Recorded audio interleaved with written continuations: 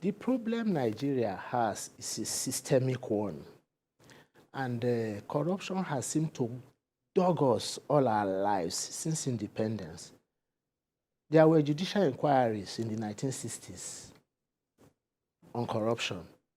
There have been many since the 70s, 80s, 90s.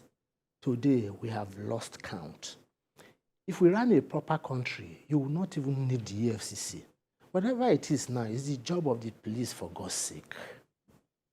Now, the way forward, I mentioned it earlier, the only way to make a headway is to be serious about the fight against corruption, is to make sure that there are consequences, is to make sure that whatever consequences are will be deterrent. Now, look at it. In the past, we have had high-profile people who committed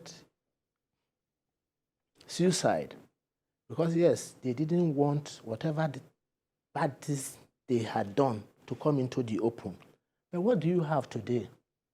The average Nigerian will achieve high office, accused of corruption. He will fight it with all his might.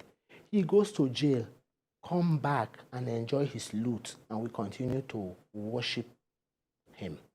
So that's where we are now. There needs to be a reorientation. But we have been saying this for ages. Now we have even lost count of what reorientation is. See, there's Pius Adesomi, may his soul rest in peace. Amen. A beautiful writer. He once wrote that there are two classes of Nigerians. The ones in power now, enjoying the Commonwealth, and the ones who are waiting in the wings to get into power and continue to enjoy the Commonwealth, both legitimately and illegitimately. So we need to speak to ourselves. There should be a reawakening. Nigerians need to understand what corruption truly is. If my part of the country, if you go to my part of the country, Edo North, in fact, Edo North is practically cut out from the rest of Nigeria. Any way you used to access Edo North is gone.